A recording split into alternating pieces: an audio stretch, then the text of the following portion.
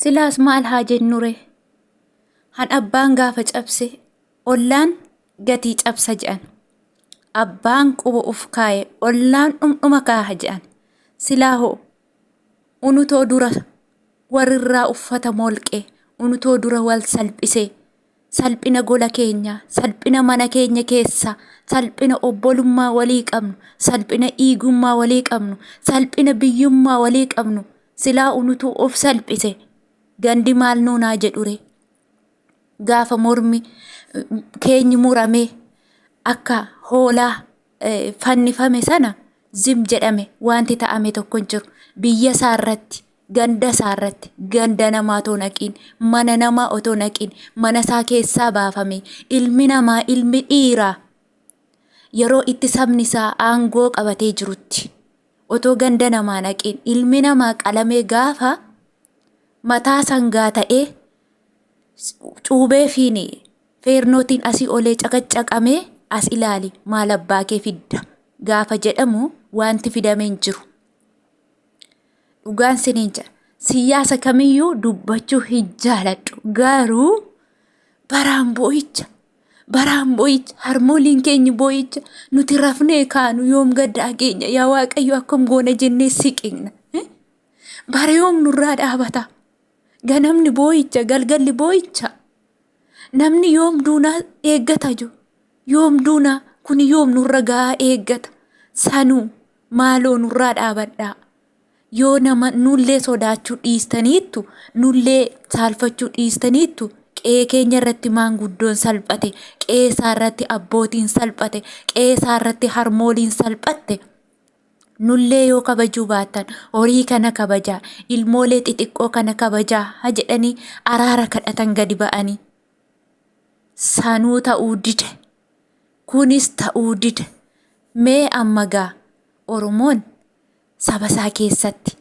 sabni isaa Oromoo aangoo qabu Oromoon odeebi'ee Oromoo ta'u qaluutii inni kaan maal nuunaan jedhure inni kaan immoo nu qaluu saalfataayi hin saalfata maal na gojee nu saalfatare isinuu wal qaltu obbolaan lamaanuu isinuu waliin toltanii nuti eessaa ufne isinii tollaa nuti eenyurraa barumsa fudhannaa maaliif unutu of salphise ka unutu gaafa of salphisne nu salphisan kasaanis kunoo akkasitti yoo dhiira taate jedhan miti ufanii dhiirummaa saba nu caalan miti hidhannaa nu caalan miti ogummaa nu caalan miti barumsa nu caalanii miti dhiirummaa nu caalan dhugaa dubbachuuf dhiirummaa nu caalan kunoo sabni xiqqoon saba kam keessaa dhuftee yeroo saba Oromoo keessaa ilma Oromoo qulqulluu sanu qulqulluu mucaa akkatti nyaatanii bulanii dhuganii bulanii hin beekne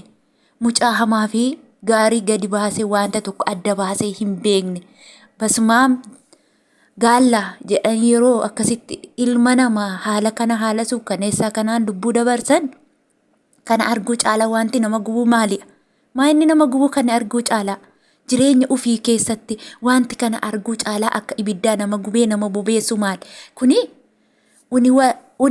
uni warri alagaanuu kana obsuu hin dandeenyu dhugaa waaqa jiraataa erga guyyaa 3 erga guyyaa 4 sammuun kiyya sirrii miti dhugaa waaqa taa'ee njoonjaa jechuu yeroo boloota keenya haala kanaan akkasitti argan kun hannama tokkoo miti baal kun hannama tokkoo miti kun viidiyoo tokkittiitu ba'e sanuu Oromoo gumna jedhaniiti viidiyoon kunuu kan isheen baate inni kaan immoo kan viidiyoon hin waraabamne fakkeenyaaf jechuudha naannaa Wallaggaa faarraa jechuudha dhugaa dubbachuuf ollaa keenyarraa jechuu ollaa keenyarraa kan viidiyoon hin waraabamne kan neetwoorkiin hin jirre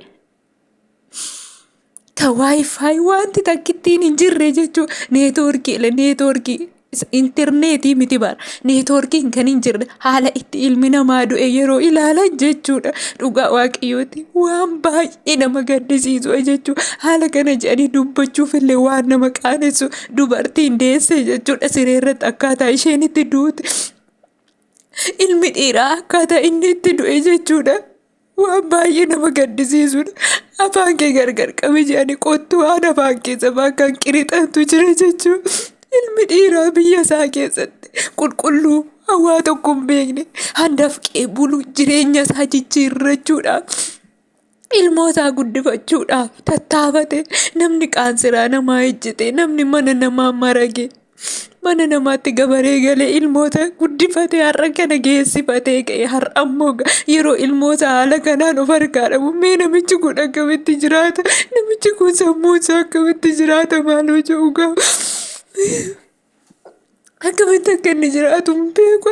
Ani ilaaluyyuu sodaadhe dhugaa Waaqni. Dafee viidiyoo irra dabarsa jechaan dhaggeeffa'a malee ilaaluusaa sodaa'e. Viidiyoo sana jechuun akkasitti irra dabarsa. Nutoo obboleessa keenya miti dhiiga keenyadha malee. Nutoo ala keenya miti dhiiga keenya malee. Mee inni ala isaa ta'e akkam ta'a jiru. Inni afaan isaarraa fuudhee ilmoota guddifate haala kanaa yeroo ilmoota akkasitti ciibsamte basumaam jedhamtee qalamtu jechuudha. Mee akkamitti jiraata dhugaa? Inni du'e waan dhaga'u.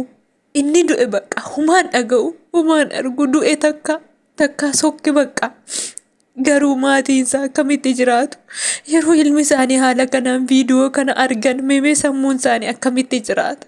Maaloo yaa saba yuuga, maaloo yaa Waaqayyooti gidduu nuu gale. Namaaf dadhabameera garuu Waaqayyo guyyaa eegee nurraa haa kaasu. Waaqayyo araara nuuf haa buusu. Waan nuti tokko jennu hin qabnu, dandeettii hin qabnu.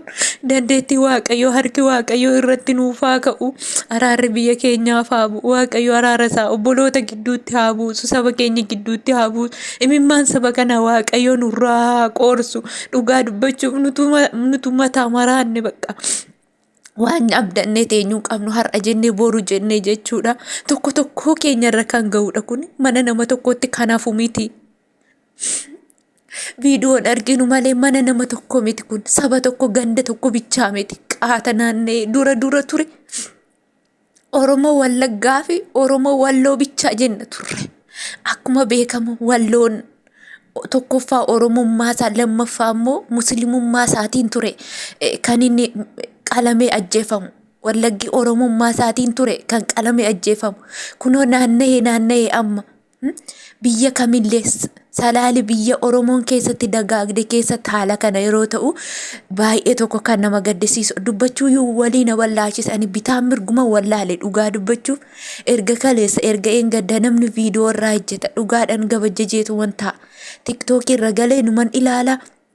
YouTube irra galee numan ilaala garuu waanuma ji'ii dubbadhu akkaatamatti dubbadhu bitaanatti galee har'a boo'icha boru boo'icha waggaa 5 guutuu ilmaan Oromoo yerootti uffee jennee boqanna jedhee aara galfanna jedhee aarsaa itti kaffaletti deebi'ee ufiisaa aarsaa hoolaa aarsaa ta'ee haala kanaan gaafa qalame gaafa gurra'ame hoolaa aarsaa ta'u caala wanti nama gubuu hin jiru jechuudha. Obboleessa keenya Waaqayyo mirga isaa dhaabu akkasumallee haadholii keenya imimmaan isaanii akkasittiin dhangala'aa jiru. Waaqayyo imimmaan isaanii bakka haa deebisuu fi warra qe'ee isaarraa ka'e Waaqayyo qe'ee isaaniitti haa deebisu. Wanti jennu tokkollee hin jiru jo waan nuti dubbannu tokkollee hin jiru. Dubbachuun osoo hin danda'amu saamsame afaan keenya saamsame wanti gootuun qabdu humna hin qabnu. Egaa Waaqayyo inni meeshaa lolaa keenyaa ta'e Waaqayyo meeshaa lolaa keenya ba'ee nuuf haa lolu malee namaaf dadhabamee jira. Waaqayyoof immoo hin dadhabamu. Guyyaa eega guyyaa Waaqayyoo hin geenye gaafa guyyaa Waaqayyoo ga'e immoo Waaqayyo kana nurraa haa kaasu. Imimmaan saba keenya Waaqayyo nuuf haa qoorsu. Warra ilmaan isaanii haadholii akkan haala sukkanneessaa kanaan lubbuun isaanii darbe Waaqayyo lubbuu isaanii haa maaru. Dhugaa dubbachuuf ani waanuma dubbadhu yoo wallaale dhugaa Waaqa bitaa manatti gale waanuma walii masaa yoo wallaale Waaqayyo araara nuu buusa. Maaloo Waaqayyoon kadhadha. Araara Waaqayyo qofaa kadhanna jo. Waan geennu hin qabnu humna hin qabnu sila baanee waan goonuuf hin qabnu akkasumatti boonyee dhiisna malee.